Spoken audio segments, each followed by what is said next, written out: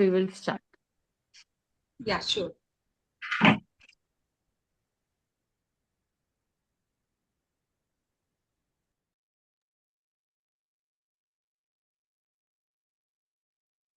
Good evening, Hedlekar sir. नमस्कार. नमस्कार. नमस्कार सर. Namaste sir. मी जरा वर बसतो भैया.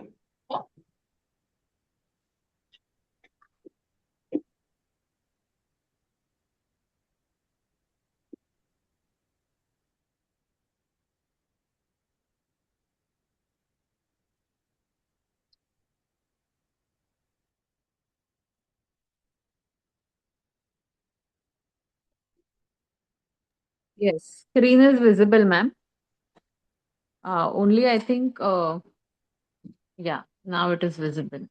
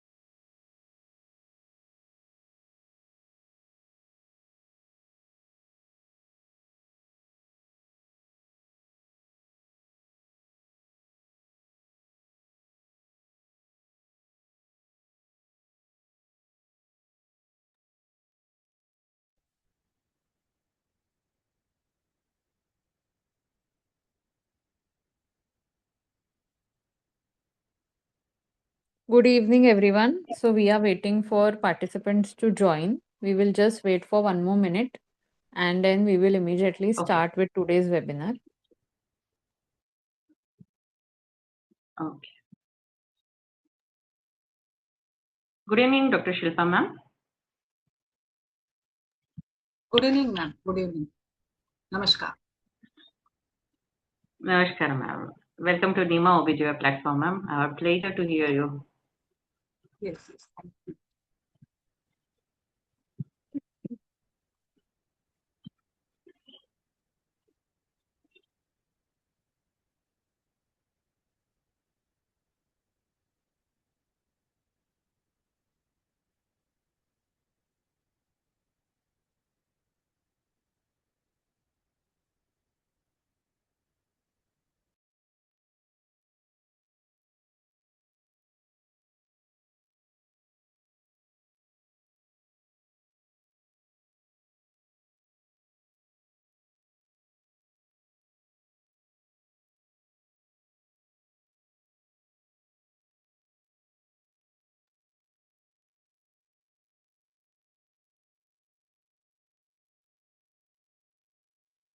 Dr. Namita?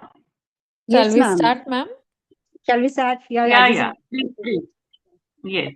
Already it's Should I 8 start? and 6. Yes, dear. Go forward. Yes. Good evening, one and all. I, Dr. Namita Mishra, on behalf of NEMA OBGY Central, welcome you all to webinar number 91, organized by NEMA OBGY Society Central. Today's topic is Impact of Hyperthyroidism in Female Fertility, Outcomes and its Management. It gives me immense pleasure to introduce our distinguished guest speaker, Dr. Shilpa Yerme Patil ma'am, MD PG Diploma, Faculty for Med, MUHS Nashik, expertise in Nadi Pariksha, tongue diagnosis, Ayurved dietetics. She is founder of Ayurved Welfare Foundation Solapur, Secretary Association of Kriya Sharir, Chairman Solapur District NEMA, Teachers Forum, working as a professor in Kriya Sharir Department in SGR Ayurved College Solapur. 20 years of teaching experience. PG Diploma in Medical Education Ayurveda. Worked as a college coordinator, deputy superintendent chairman at SGR Ayurved College. She is an entrepreneur, motivator, international speaker, delivered guest lectures on various virtual platforms. She is working on editorial board member of research journal Ayurlok, Ayush Darpan Journal. Published many textbooks as per MUHS syllabus on Kriya Sharir, approved by MUHS University. Also on research methodology and medical statistics for UG and PG students. She is editor of various books like Therapeutics in Gynecology, Obesity and Ayurveda Approach, PCOD, Food for Dosha International Publication, and the list goes on. She is a teacher, a mentor of 1,000 students about Prakriti and Dhatusar clinical application. Her achievement, skills, and accomplishments have added gems to our fraternity. Now I request ma'am to deliver her insights on our today's topic, impact of hyperthyroidism in female fertility, outcomes, and its management. Ma'am, over to you. Yes, thank you very much, ma'am, for this nice introduction. Good evening, all. It's really a pleasure to be here with you today. And thank you all for joining this webinar. And I truly appreciate the efforts of NEMA OBGY Society for its consistency. And I'm excited to guide today's topic about the hyperthyroidism. So I request all you to stay interactive throughout the session and feel free to share your thoughts and your questions in the chat box. And so let's start to discuss about the today's topic, treating hyperthyroidism with Ayurveda. On each slide, I have quoted some slogans. So this is, and I think this is my efforts to put some throw light on the hyperthyroidism. So welcome all of you in today's presentation. So as we all know that there is a lots of burden of many diseases. One of the most important, which is having a great prevalence, this is a thyroidism. Actually, the studies suggest that 5.4% rate of prevalence of hypothyroidism and 1.9 for hyperthyroidism. So the proportion is somehow less. Hyperthyroidism is the proportion of hyperthyroidism is less as compared to hypo. So my today's topic is hyperthyroidism. So hyperthyroidism, it is actually an overactive thyroid condition where the gland produces excess of the hormone. आज जैसे ये topic के साथ हम discuss करें तो मैंने पूरा प्रयास किया है कि मेरे प्रेजेंटेशन में डाइट प्लान तक मैंने यहाँ पे आपको सारी चीजें मैं एक्सप्लोर करने वाली. So a condition where the thyroid makes and releases high level of thyroid hormone and that ultimately speeds up the metabolism due to the overproduction of the hormone. So mainly the condition is characterized by the low serum thyroid stimulating hormone and the concentrations and raised serum concentrations of thyroid hormone, that means T4 and T3, both are here elevated. The proportion is high. The another condition is there, subclinical hyperthyroidism, and it is also characterized by low serum TSH, but with normal serum T4 and T3 concentrations. Hyperthyroidism is relatively rare than hypo. So hyperthyroidism, which is characterized by increased metabolic activity can be interpreted in Ayurveda, like we see through the lens of Agni, Pitta, and Vata dynamics. And so the following concepts, like I will just now explain about the unique concept in the through the lens of Ayurveda, like Pitta, Udar, Pitta, Ruddhi, and Bhasma, provide a meaningful framework for the understanding of its pathophysiology. So the first one is Pitta, Vrutta, Udan. Now, as we all know that what are the functions of Tridosha and their subtypes and where they are situated, the Samanya Sthana and the specific locations of the 5 types of Vata dosha.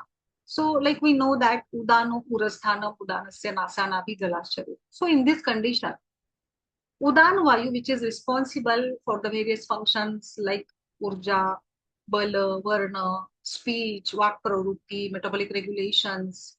And here, Pitta Vrutta Udan means Pitta दोष ने उदान को कहीं ना कहीं occult किया है.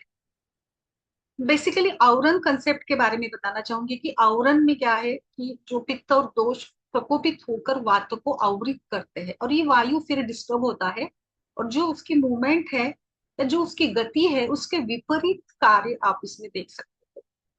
सो पित्ता due to it's उष्ण and तीक्ष्ण qualities obstruct and alters the normal functioning of उदान वायु.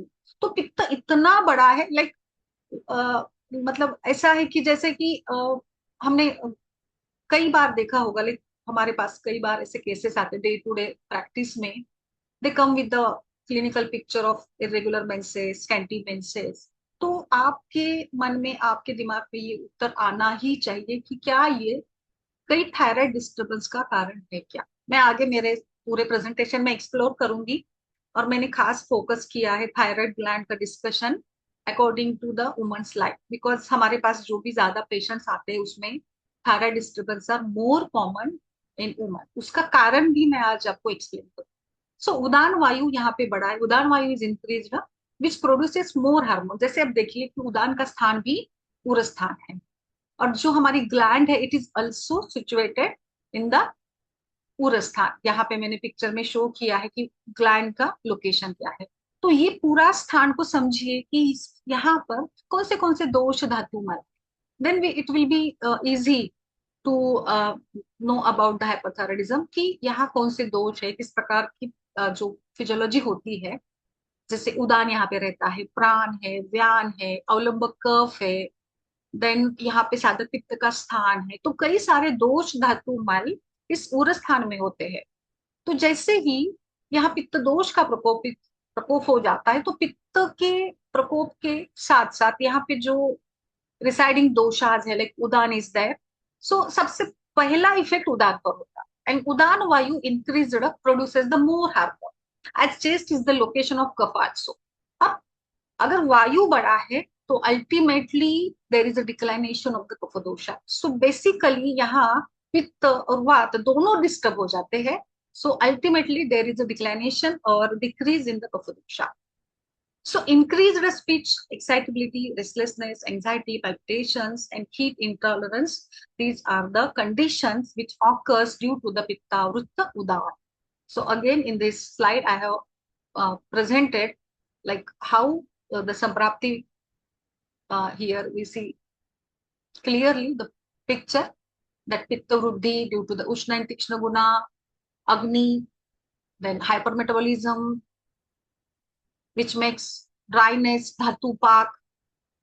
That also clinically we observe that the kafakshay, then the आवरण, उदान वायु को आवृत किया जाता है. फिर उदान आवृत हो गए तो वो काम तो नॉर्मल नहीं करेगा. सो ये फिर उसकी hyperactivity and due to that hyperactivity there is a more production और hormone stimulation, acceleration of the hormone production. So systemic hyperactivity is observed. इस स्लाइड पे मैंने पूरा जो पिक्चर अभी मैं आपको समझा रही हूँ कि पित्त वृद्धि, अग्नि की वृद्धि एंड धातु मेटाबॉलिज्म कैसे डिस्टर्ब होता है एंड हाउ द उदान गेट प्रकोप एंड हाउ द उदान वायु creates the all the picture. जो भी क्लिनिकल पिक्चर आपको मिलता है यहाँ पे हार्मोन स्टिमुलेशन का, it is due to the उदान वायु.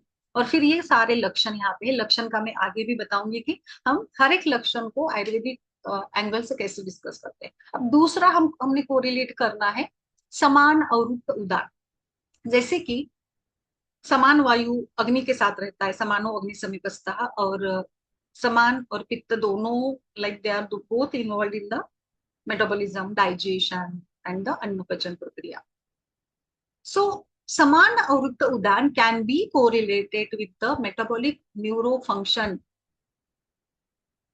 dysregulation seen in the hypothyroidism. So now समान वायु, अब जैसे पित्त बढ़ा है तो कहीं ना कहीं समान का जो अग्नि संदुक्षण कार्य है ये भी ज्यादा होगा, क्योंकि समान अग्नि को संदुक्षित करता है, अग्नि को बढ़ाता है, अग्नि के काम में मदद करता है. So this hyperactive digestion तीक्ष्णाग्नि, अब समान को भी यहाँ इस अग्नि ने डिस्टर्ब किया है. अब समान डिस्टर्ब हो गए तो समान का जो लोकेशन है कोष्ठ ग्रहणी, वहां से वो जाएगा ऊपर की तरफ, upward direction, and which hits the उदान वायु. अब समान ने हिट किया है उदान को, and to overcome this attack उदान वायु प्रोड्यूसेस मोर थायराइड हार्मोन. जैसे अगर किसी पर अटैक करता है तो वो कुछ तो रिएक्शन देगा, एंड हम भी कुछ वहां पे अपने जो भी एक्शंस होते हैं, बस उसी प्रकार से नाउ जो अटैक है उसको ओवरकम करने के लिए यहाँ पे अगेन फिर आएगा, फोकस आएगा थायराइड पर भी, और थायराइड हार्मोन यहाँ पे ज्यादा प्रोड्यूस होगा. सो ओवर एक्सप्रेशन के कारण उदान के एंजाइटी, टैकिकार्डिया, इंक्रीज्ड एक्टिविटी, और अगेन देयर इज आवरण.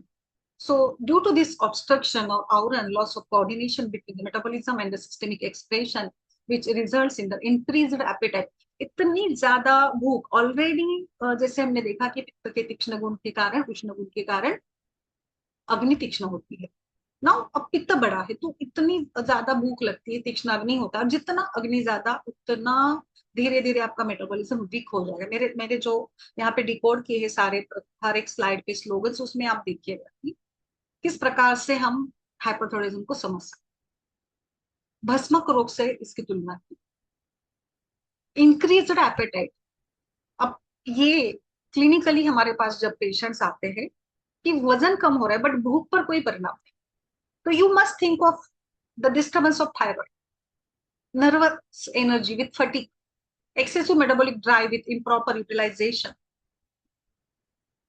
Again this is a clinical picture. इस स्लाइड पे मैंने पूरा पिक्चराइजेशन किया है कि कैसे जो समान है हिट करता है उदान को, और which produces the more thyroid hormone.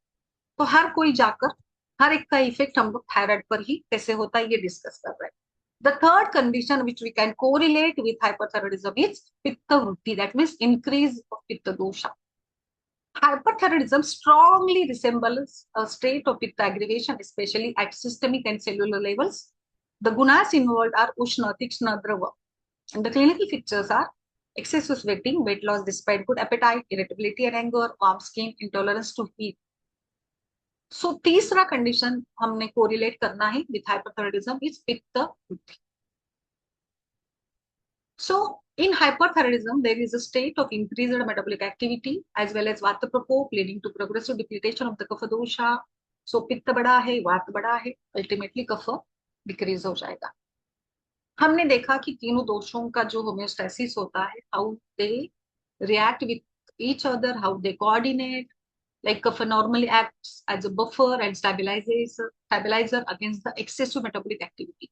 तो कफ ये दोनों दोषों को एक प्रकार से रेगुलेट करता है, वात की मूवमेंट को और पित्त की फायर को. So in hyperthyroidism this buffering capacity is lost. It is due to all the pathology, all the like जो भी इटियोपैथोजेनेसिस है, and the body shifts into a catabolic state. Now वात becomes relatively dominant due to the depletion of कफा. जैसे हर बार ऐसे होता है कि वात बढ़ता है तो कफ का क्षय होता है, और कफ बढ़ता है तो वात का क्षय. And this explains the nervousness, the weakness, the hyperactivity, the fatigue, and the weight loss. तो हमारे पास आने वाले रुग्णों में weight loss अगर दिखता है तो you must think of the thyroid gland. Now this is all the correlation between the पित्तावृत्त Udaan and समान आवृत्त उदान, कि किस प्रकार से पित्त उदान को आवृत करता है और समान उदान को आवृत करता है. And the all the picture like यहाँ पे जो फैक्टर्स है, गुण कौन से है, व्हाट आर द सिम्टम्स, ये मैंने इस पूरे चार्ट के माध्यम से यहाँ पे प्रेजेंट किया है। मैं इसको डिस्कस नहीं करूंगी क्योंकि आगे हमें बहुत सारे पॉइंट्स पर फोकस करना है, so it is just for presentation.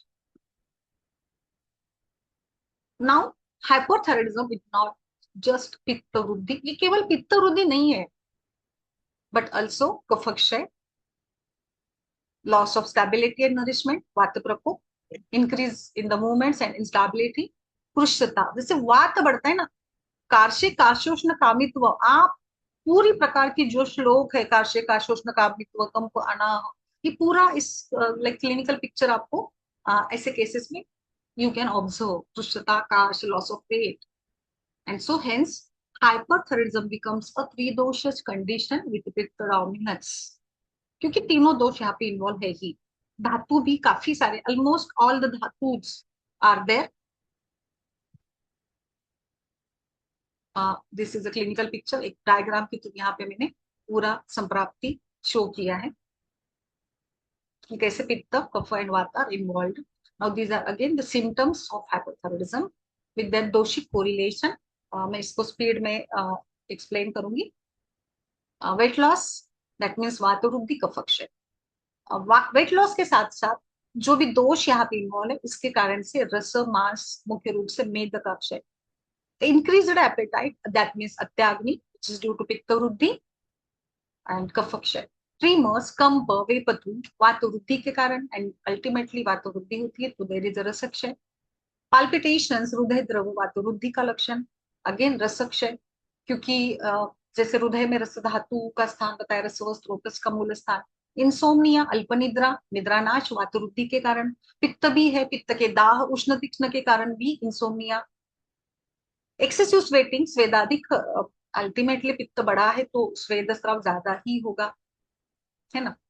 Then increase in body temperature, तापमान बढ़ेगा, it is due to again पित्त वृद्धि। ओलिगोमेनोरिया, अमेनोरिया, यथोचित काला अदर्शनम, अल्पार्तव, रजोनाश, स्कैंटिमेंसिस, अमेनोरिया, कितने सारे टर्म्स है। ओलिगोमेनोरिया, वातजोनी व्यापक, वातवृद्धि, कफक्षय, रसक्षय, रस आर्तव स्रोत दुष्टि, loss of libido, heat intolerance, शुक्रक्षय, इनफर्टिलिटी, रसक्षय, फटीग, थकान, शुक्रक्षय, मेदक्षय, वीकनेस, वात बढ़ जाता है तो वीकनेस आता है, दुर्बलता, दीनता, हमारे सूत्र में बड़ा अच्छे से वर्णन किया है कि कैसे वात वृद्धि में दीनता, दौर्बल्य, एंगर, क्रोध, पित्त बड़ा है तो क्रोध आएगा ही, मतलब मेंटल इन्वॉल्वमेंट, मानसिक इन्वॉल्वमेंट यहाँ पे शो होती है इस लक्षण से। हाइपर एसिडिटी, पित्त वृद्धि, प्रूराइटिस, कंडू, त्वक रसदुष्टि, पित्त वृद्धि के कारण।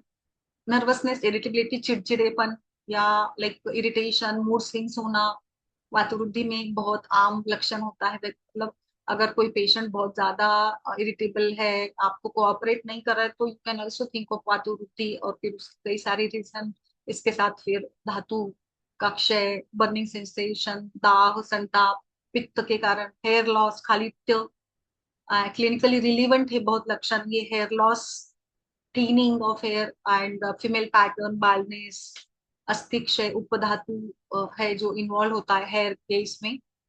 सो ये पूरे clinical, all the clinical symptoms जो हमारे रुग्ण में हमें देखने होते हैं। अब आते पॉइंट पर, बहुत ही की फैक्टर आज हम डिस्कस करने वाले हैं कि why in females the condition is predominant. आप सभी गायनाकोलॉजिस्ट हो, एंड अगर आप में से कोई चैट बॉक्स में लिखना चाहे इसका आंसर, क्योंकि मैं मेरे क्लासेस में हमेशा, मेरे सत्र में पूरे जो भी ऑडियंस होता है उनको इंटरैक्टिव मोड पर ही डिस्कस करना चाहती हूँ। So anyone, can you please put the answer in the chat box if you are comfortable.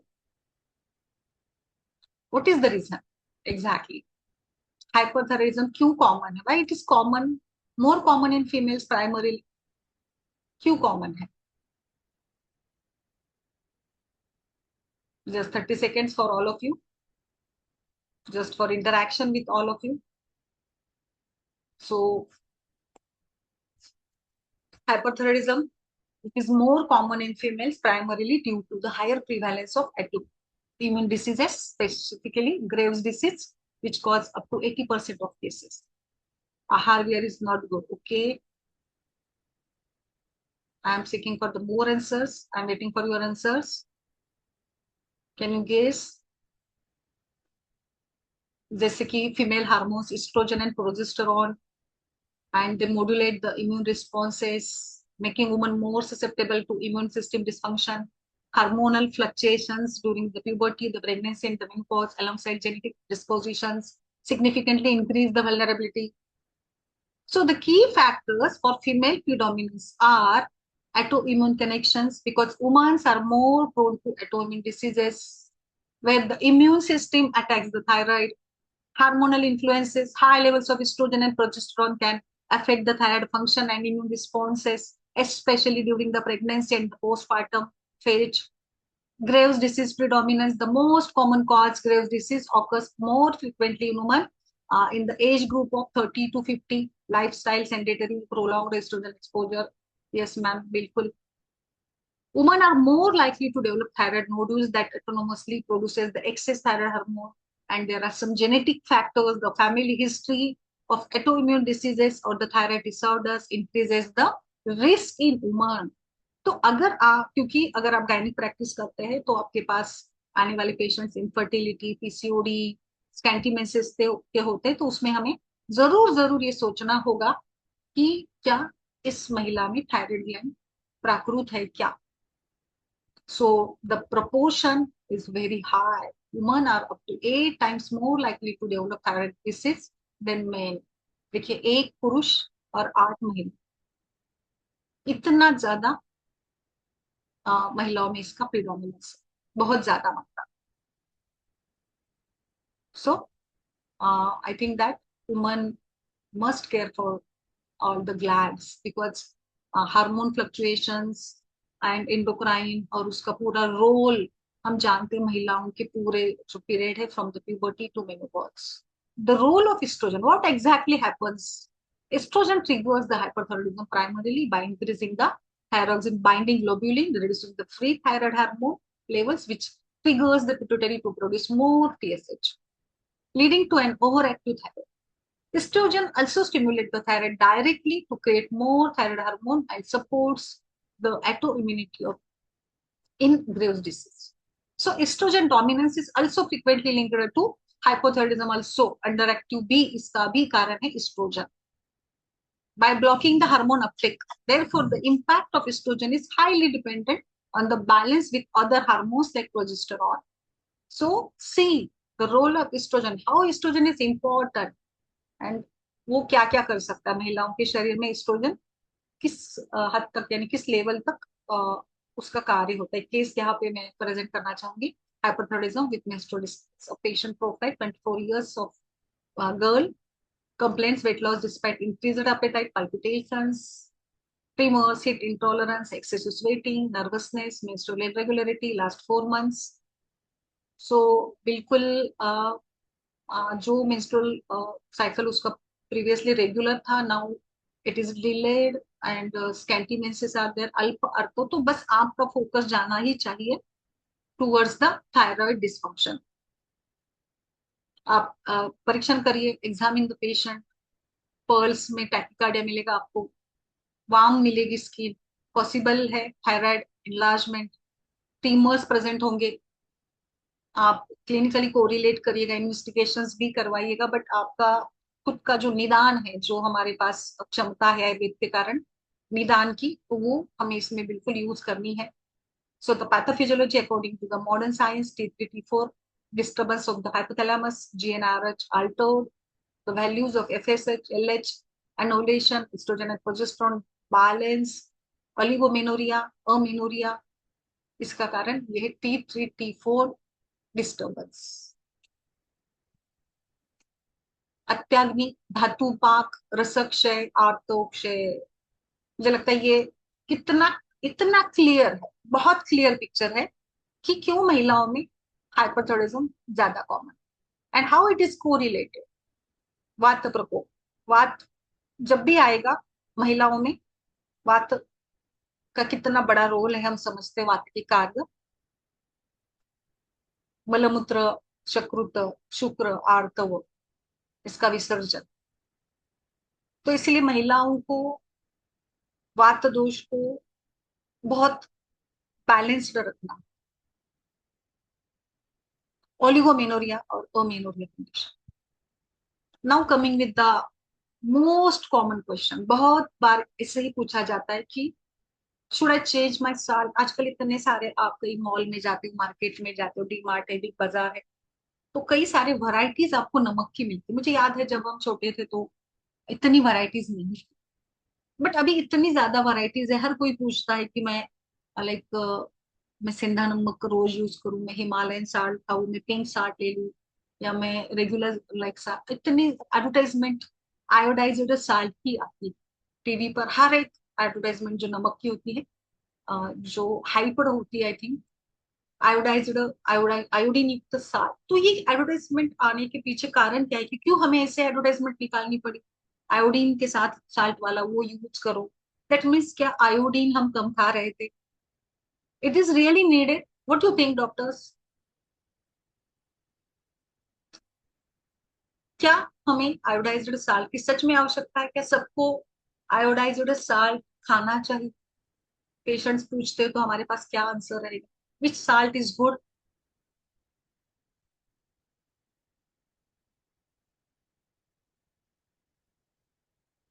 क्या है कारण? So let's discuss. And iodized salt is critical for thyroid health as iodine is essential for producing the thyroid hormone. Because अगर आप like iodine deficiency कम करने का भी एक ये साधन है, और iodine is required for the production of the T3 T4 while it helps prevent the hypothyroidism and avoid the high sodium intake can disturb the hormone balance. So moderate, consistent use of iodized salt is generally recommended for hypothyroid patients, whereas limiting iodine may be necessary for hyperthyroidism.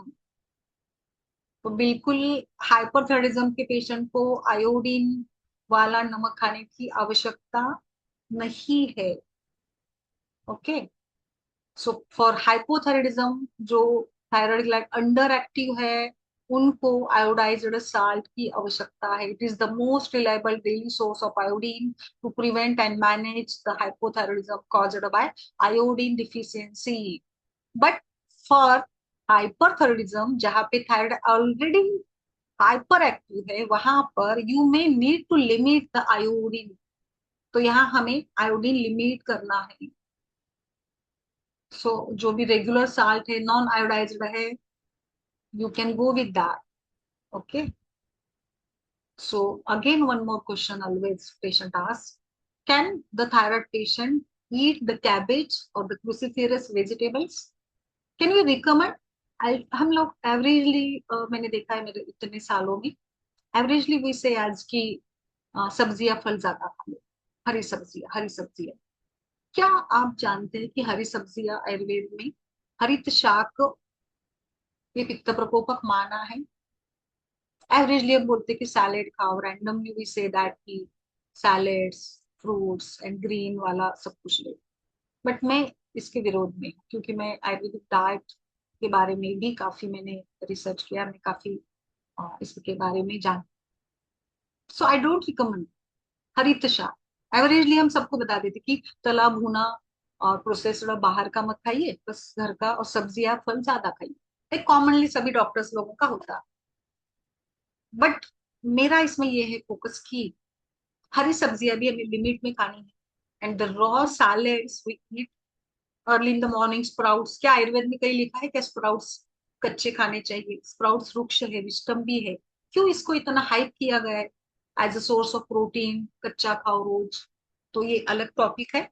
But now the point is that can the thyroid patient eat the cabbage? क्या आपको लगता है कि cabbage खाना चाहिए? I am waiting for your answers.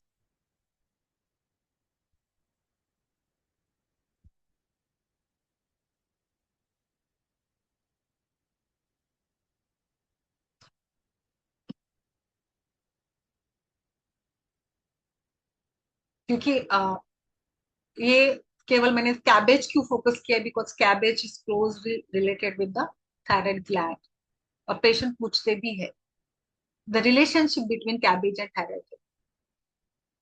Goitrogens are naturally occurring substances found in the cruciferous vegetables like cabbage. They can interfere with the thyroid gland by blocking iodine uptake. The thyroid needs iodine to produce hormones. Goitrogens hinder this action, which ultimately results in the lesser hormone production. So, goitrogens interfere with the thyroid peroxidase, an enzyme necessary for the synthesis of the thyroid hormones. When iodine uptake decreases, the thyroid usually enlarges, trying to compensate, and may result in a condition called goiter. The effects are usually mild but may be of concern for those who have a pre-existing thyroid conditions or iodine deficiency.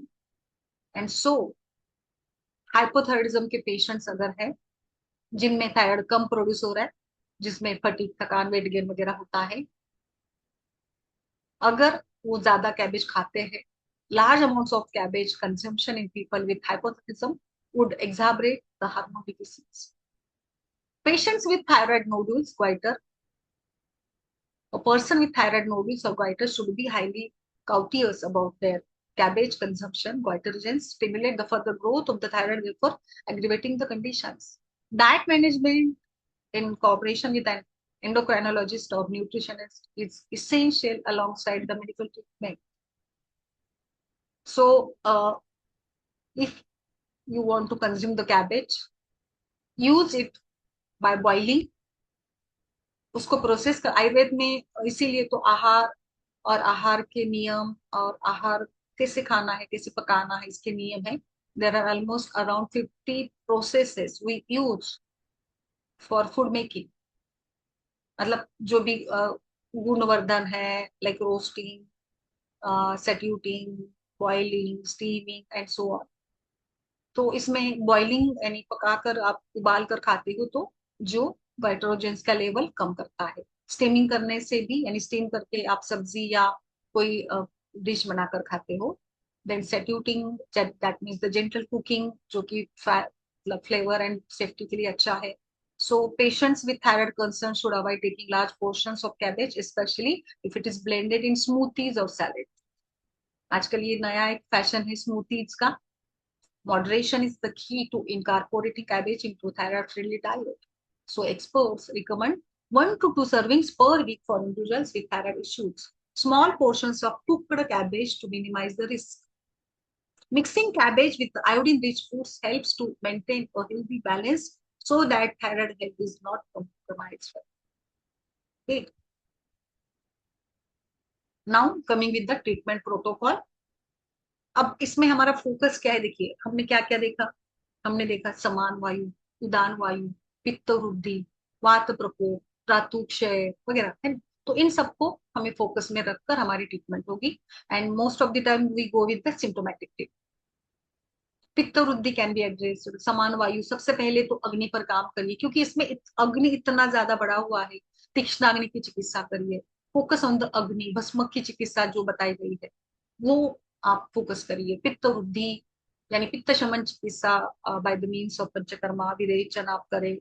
शीतली, शीतकारी प्राणायाम, मतलब सब देखिए, केवल lifestyle changes आएगा, like प्राणायाम, योग, diet, सब कुछ साथ में लेकर हमें चलना होगा. पुरुषता को ट्रीट करिए. अग्निदुष्टि, देन द रसायन ड्रग्स, बल्य ड्रग्स लाइक बला, अतिबला जो बल्यगण है, रसायन के लिए आप अम्ला से लेकर कितने सारे यूजफुल ड्रग्स आर देयर. शिरोधारा, जो कि मुझे लगता है बहुत बेस्ट ट्रीटमेंट है.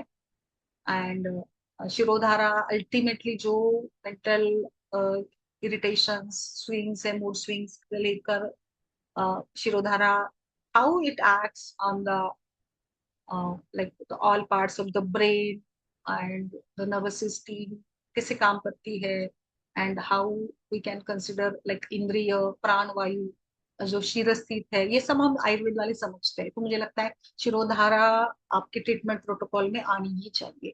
नस्य, अगेन नस्य बहुत ही सुंदर. इसका एक मेरा मंडे को एक सत्र है नस्य पर.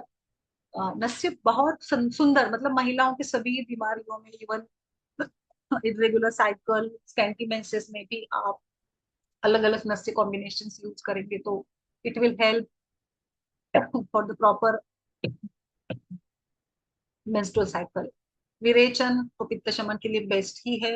You can go with the शास्त्रोक्त विरेचन लाइक विद द स्नेहपान और द मृदु विरेचन और नित्य विरेचन, जो भी आप अकॉर्डिंग टू द ऋतु संधि सब जो भी कंसिडरेशंस होते हैं उनको देखकर आप उसको ये करिएगा। Then the some important drugs ashwagandha which helps manage the stress,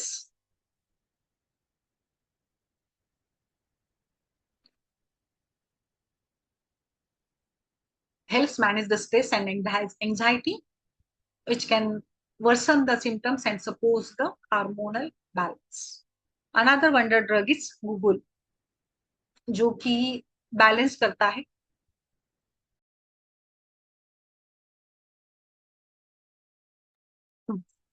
Brahmi, which is known for its calming properties. It helps to reduce the anxiety, nervousness, and insomnia associated with the hypothyroidism.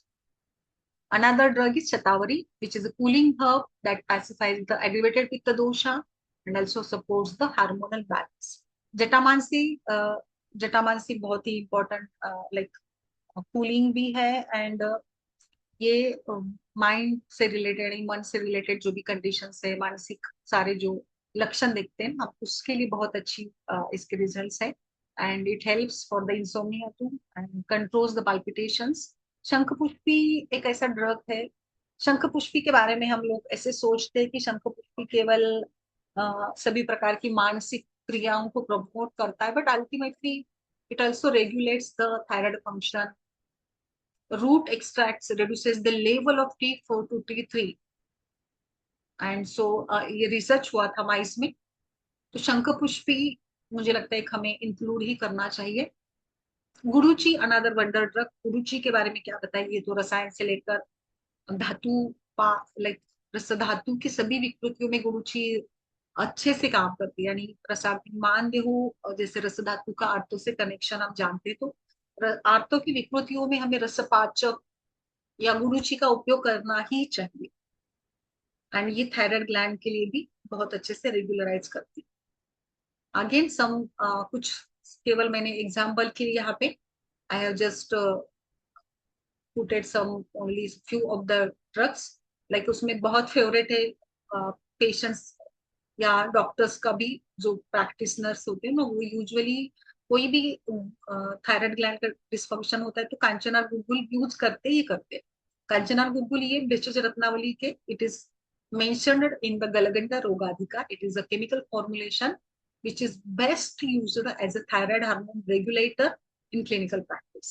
Or actually how it works, it manifests the cytotoxic impact by preventing the cell division and lowering the cell proliferation. तो जो growth है इसको ये रोकता है and like बाकी भी इसके काफी इफेक्ट्स होते हैं।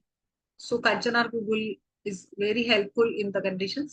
Then the another culp is Arogyavardhini Vatti, which we regularly uses for various purposes and like main रोगाधिकार इसका जो भी है, बट आरोग्यवर्धिनी तो हमारे लिए मुझे लगता है कि आरोग्य का वर्धन है, तो हम हर जगह पे आयुर्वेद प्रैक्टिस में इसका उपयोग करते हैं एज अ दीपन, पाचन, पथ्य, हृदय के लिए, मेदुनाशन के लिए वगैरह। हाइपो इसका जो रिजल्ट है हम थायराइड मिशन रेगुलराइज करने में भी देखते हैं।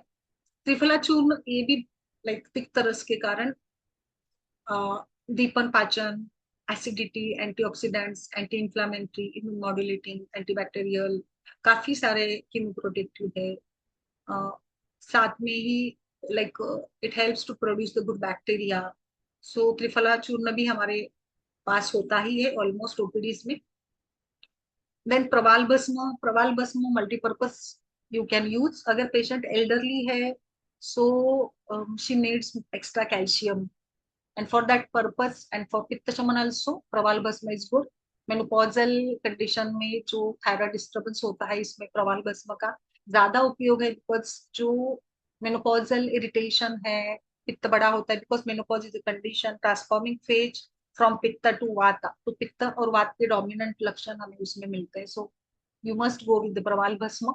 तिक्त घृत, स्नेहपान, और आप ऐसे ही डेली कंज्यूम करने के लिए दे सकते हो। अश्वगंधा क्षीरपाक इज बेस्ट। अश्वगंधा भी इम्यून मॉड्यूलेटर के साथ इंसोमिया, बल्य रसायन और क्षीरपाक बनाकर you can add all the बल्य रसायन फॉर दैट क्षीरपाक, अश्वगंधा, शतावरी, बला, गुड़ूची, यष्टि मधु, शंख पुष्पी, ऐसे सारा कॉम्बिनेशन दूध में पकाकर हम देते हैं। तो रसायन, बल्य सारे काम इसमें हो जाते हैं। बला oil is good one. You can also go for शिरोधारा विद बला ऑयल, या डेली अभ्यंग और बला ऑयल का नस्य, you can go with that. दशमूलारिष्ट, सारस्वतारिष्ट बहुत अच्छा है, बिकॉज जो इसमें रज और तम के लक्षण मिलते हैं। तो सारस्वतारिष्ट, सुवर्ण युक्त Saraswatarishta, I must go with that. I would like to suggest Suvarna Yukta Saraswatarishta. The Suvarna Dhatu is really needed to restore the Agni, the Tej, वीर्य, ओज, जो यहाँ पे हम कंटिन्यूली अगर ये कंडीशन होती है, लाइक हाइपोथायराइडिज्म क्रोनिक बन जाता है, तो due to overactive gland और जो अग्नि अधिक बढ़ा हुआ है, इसके कारण से धीरे धीरे ओज का क्षय, धातु का क्षय। तो मुझे ऐसे लगता है कि सारस्वतारिष्ट विथ सुवर्ण सारस्वतारिष्ट इज गुड। सुतशेखर फॉर पित्त शमन। So there are many drugs, बहुत सारे ड्रग्स आपको मिल जाएंगे, और तो उसमें से कुछ जो बहुत हाईली इम्पैक्टफुल है वो यहाँ पे मैंने डिस्कशन में लिए है। Now coming with the diet, so I always say that one must select the diet according to its own composition or its own nature, that means temperament, प्रकृति। अपनी प्रकृति को पहचानिए और उसके अकॉर्डिंगली खाना। आप में से कितने लोग, यानी मैं खुद भी अपनी प्रकृति के अनुसार डाइट लेते हैं? बहुत कम आंसर्स आए। हम बस पढ़ते हैं, सिखाते हैं, सीखते हैं, but we don't follow that. What to eat? One should eat accordingly the constitution. So here I would like to suggest the hypothyroid patient must go with the pitta pacifying food, like the vegetables जो slow down करती है thyroid hormone production को, cooling grains, पुराने अनाज, old rice, barley, oats, जो easy to digest है, nourishing वाले fruits, पानी वाले, पित्त शमन करने वाले, like the melons, bananas, pomegranate बहुत अच्छा फल है पित्त शमन के लिए भी। और दाड़िम के हम कितने सारे गुण है, धातु वृद्धि करता है, पित्त का शमन करता है, पोषण करता है, रस रक्त की मात्रा को बढ़ाता है। Apples, pears, avocados help reduce the excess heat. अब मैं थोड़े कुछ रेमेडीज भी बताऊंगी, like the simple one, coriander seed water. So 2 teaspoon of coriander seeds in water overnight or boil them. आप सब जानते हैं इसके बारे में। आजकल जो शॉर्ट्स लेते हैं, लाइक द टी शॉर्ट्स और द हर्बल शॉर्ट्स, मतलब like early in the morning. आजकल चाय, कॉफी, दूध कोई पीता नहीं है। Almost all the people go with the such kind of herbal tease, चाय, एंड उसमें सबसे ज्यादा लाइक मेनोपॉज की महिलाओं को हमेशा कोरिएंडर का बताती। Coriander is good one. अब जैसे पाउडर बनाकर सोक करके पानी में मिलाकर वार्म वाटर के साथ, पॉसिबल जो भी है आपको उस प्रकार से इसको लीजिएगा, जो बहुत अच्छे से रिस्टोर करता है एनर्जी को, और हीट के लिए भी और मेनोपॉज के लिए भी काफी अच्छा है। Herbal tea CCF, my favourite one is CCF, like a mixing of fennel, coriander and cumin. The best combination, I always suggest this herbal tea for also this menorrhea, जो पेन है, menstrual cycle का pen है, painful menses, इस condition के लिए भी बहुत अच्छे रिजल्ट्स इसके मिलते हैं। CCF T which helps to balance the agni also. Then few simple recipes जो बहुत ही होममेड है। Now the condition is अत्याग्नि, excessive digestive metabolic fire. अब now शरीर में धातु क्षय है, वात और पित्त बढ़े हुए, तो आप देखिए ना क्या करना है। सिंपली वात पित्त के शमन, स्निग्ध गुण, गुरु, मंद अग्नि करने वाले आहार, लाइक ब्रुवन एंड स्निग्ध आहार, बहुत सिंपल और एकदम पोषक वाला जो खाना है, लाइक पायस, दूध से बनी खीर, यवागू, क्रुशरा, चावल और दाल से बना एक मांड, या आप खिचड़ी बोलो, जो भी लाइक सेमी सॉलिड रूप में बनता है, मछली, खास करके जो स्थिर जल में पाई जाती है, मंथ, ये शास्त्रोक्त है, गेहूं के आटे से बना पेय, जीवनी द्रव्य सिद्ध दुग्ध, जो भी अवेलेबल है, इसमें शर्करा ऐड करिएगा, नॉट शुगर, बट जो खड़ी शक्कर बोलते हैं ना, जो वाली वो वाली टाइप, या गुड़ आप डालिएगा, घृत मिलाकर देना है पेशेंट को, तो नरिशमेंट है, घृत पित्त शमन करता है, बल्य है, कृशता जैसे लक्षण, वेट लॉस यहाँ पे होता है, तो इसके लिए भी मदद करता है। इसमें एक और इम्पोर्टेंट फैक्टर है उदुम्बर की छाल दूध के साथ, एंड उदुम्बर युक्त पायसम, मिल्क पुडिंग, विशेष रूप से यह अत्याग्नि शमन में उपयोगी बताई गई है। गेहूं की खीर जिसमें नारियल एंड थोड़े शीत गुण वाले मसाले लाइक द जीरक एंड धनिया, ऐसे मसाले डालकर आप इसका सेवन करवाइए पेशेंट को। नारियल भरपूर यूज करिएगा, पित्त शमन भी है, बल्य है, रसायन है, ओज वृद्धि करता है, रस वृद्धि करता है। गुलकंद, कोकम and the calming herbal decoctions like by using the Brahmi, Shankushpi, Guruchi, which helps to reduce the anxiety and stabilize the metabolism.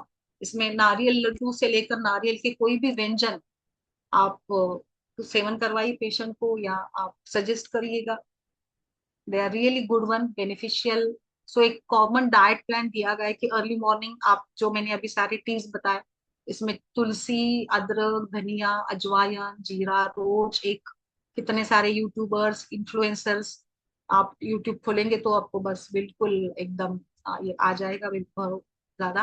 Breakfast में इतने सारे डिशेस है, बट आई सजेस्ट कि जो भी घर में बनाए ताजा आप खा सकते हैं विदाउट एनी क्वेश्चंस और without any stress. Mid morning में रूटीनली आप जो भी अवेलेबल है according to the season, lunch में जो भी घर का बना है वटेवर, दाल, रोटी, राइस, सब्जी, जो भी आपका, छाछ यूज करिए बीच बीच में, कभी दही फॉर प्रोबायोटिक, हल्का खाना शाम का, मतलब प्लान, जो डाइट प्लान है ये भी हमें पित्त अकॉर्डिंगली बनाना है। पित्त प्रकोप करने वाले नहीं होंगे इसमें, जो भी सब्जी या फल हम यूज करेंगे। So let's remember this, does not rapidly suppress the thyroid hormones, requires time, consistency, and the monitoring. Severe cases may need conventional medication. Outcomes depend on compliance, lifestyle, and clinical monitoring. So कभी भी thyroid के patient को गड़बड़ी में मैं like Ayurveda में बहुत कुछ करती हूँ ऐसा कॉन्फिडेंस तो होना चाहिए, बट कभी भी थायराइड के केसेस में वेट करना ही पड़ता है, एंड टाइम बहुत इंपॉर्टेंट होगा मैनेजमेंट के लिए।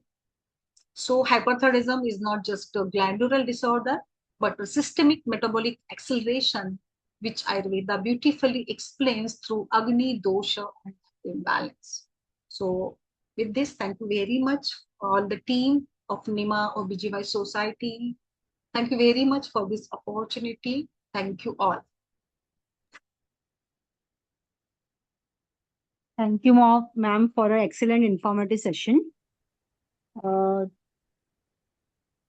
If anyone has questions, please raise your question in the chat box.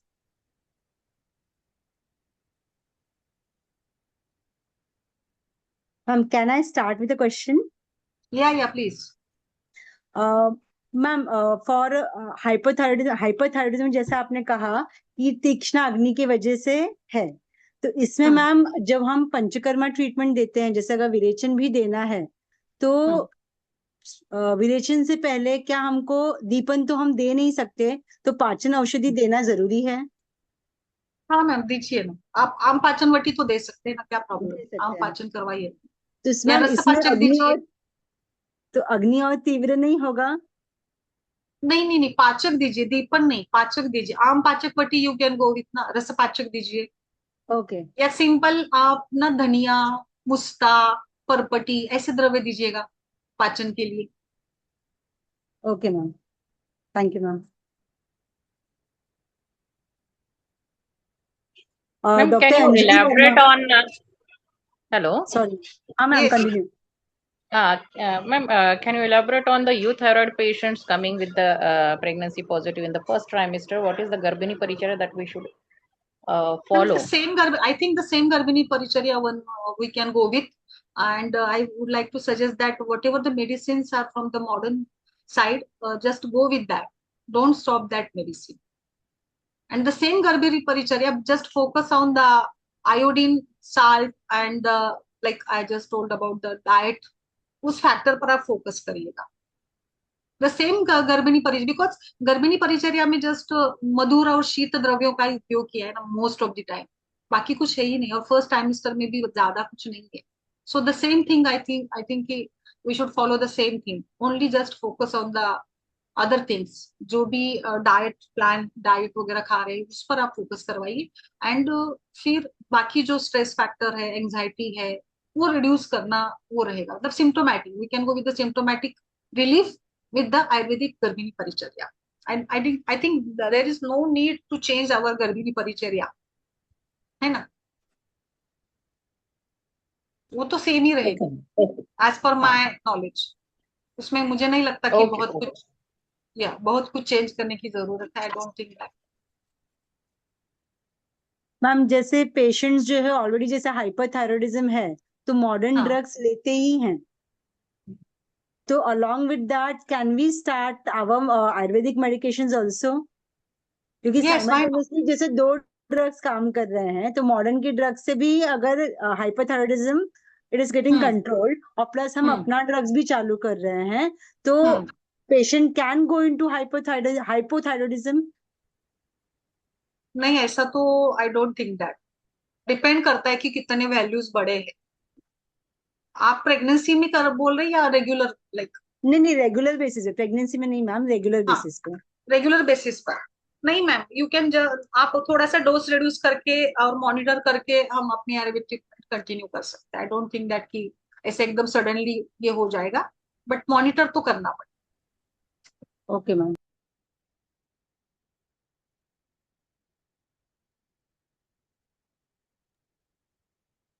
Ma'am doctor Anjali Verma, उनका क्वेश्चन है विरेचन can be perform on which level?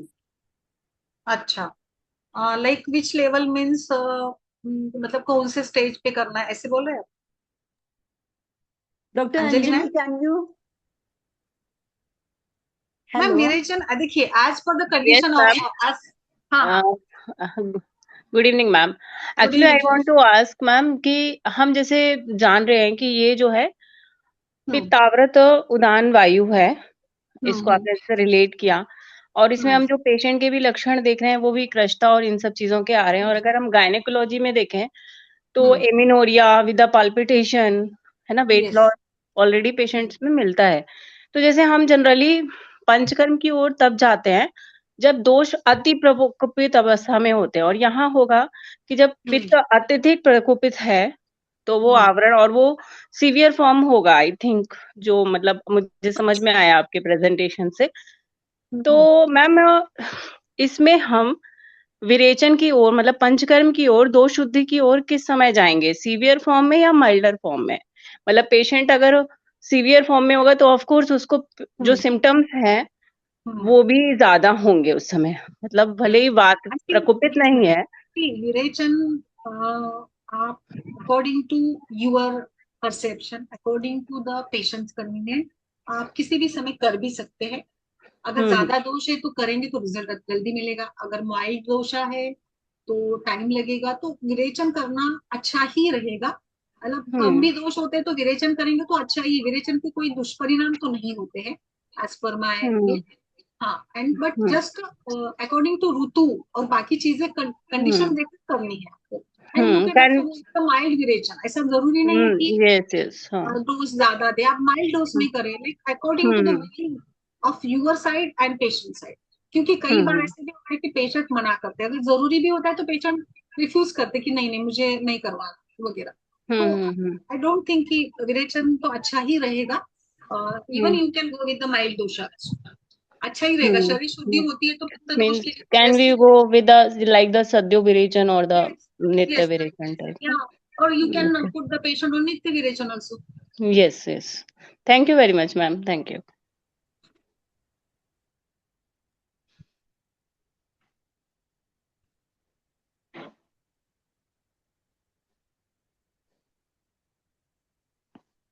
Any more questions? Please feel free to ask.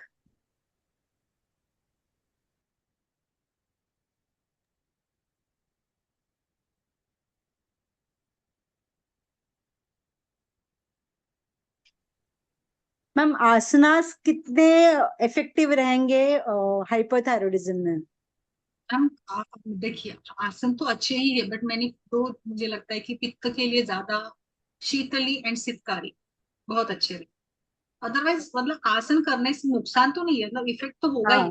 Overall तो effect होने ही वाला है, कुछ भी नहीं है कि रोल तो हर एक चीज का होता है मैम, हर एक सब कुछ मिला जुला कर इफेक्ट आता है ना।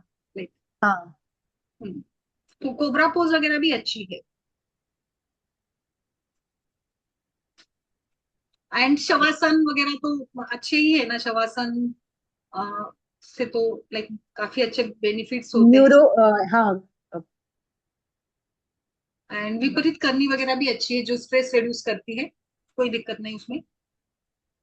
जो लाइक पेशेंट को जो भी करने हैं, लाइक उसके अकॉर्डिंगली विलिंगनेस के through you can go, even though the breathing exercise are also good, deep breathing वगैरह।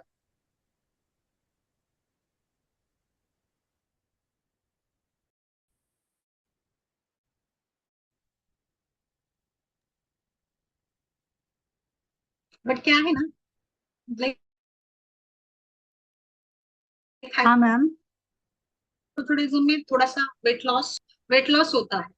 सो मुझे ऐसे लगता है कि हम ना स्ट्रेंथ बिल्डिंग वाले जो है, एंड माइंड को कूलिंग करने वाले, माइंड को शांत करने वाले, वो जो है योगासन, वो हम सेलेक्ट करें। बहुत ज्यादा स्ट्रीनियस एक्सरसाइजेस नहीं करवानी है हमें।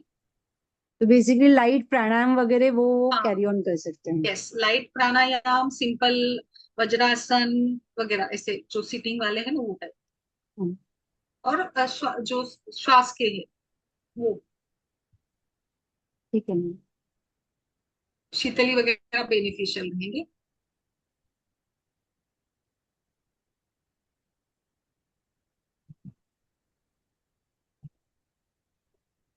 Okay.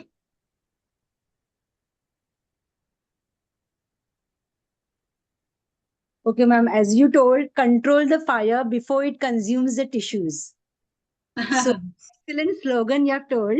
We have to Yes. control hyperthyroidism before it actually burns the tissues. Yes, ma'am. And secondly, speed is not always strength, is the Yes. major lesson which we have learned. We are not supposed to speed up every moment. Yeah, definitely. So thank you, ma'am, Speed, for such a wonderful yes. Speed हमेशा हम ऐसे सोचते हैं ना, speed चाहिए, but speed is always not good. Okay. Now, as we come to end of our session, on behalf of Nima OBGY Society, I would like to express my gratitude to Nima OBGY Society Central Office Bearers, Dr. Kamini Dhiman ma'am, Dr. Priyanka Nakade ma'am, Dr. Vishnu Bhavane sir, and Dr. Rajesh Utane sir for their guidance and support to conduct today's webinar. Thank you all office bearers. I would also like to thank and extend my gratitude to our eminent speaker, Vaidya Shilpa Yerme Patil ma'am. Thank you, ma'am, for such a wonderful and informative lecture session with us. I would like to thank Dr. Prajakta Patil and Mr. Nitesh for all the help and guidance for technical support.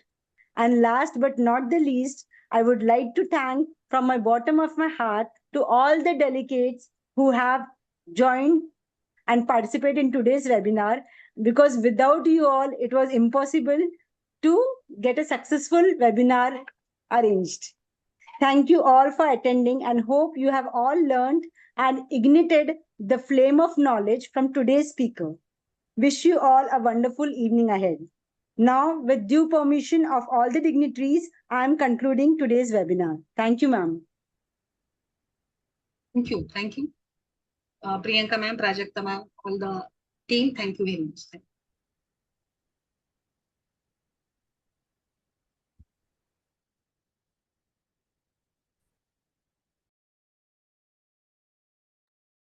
Hello? Hello. Yes. Prajita ma'am, Namita. Yes, yes.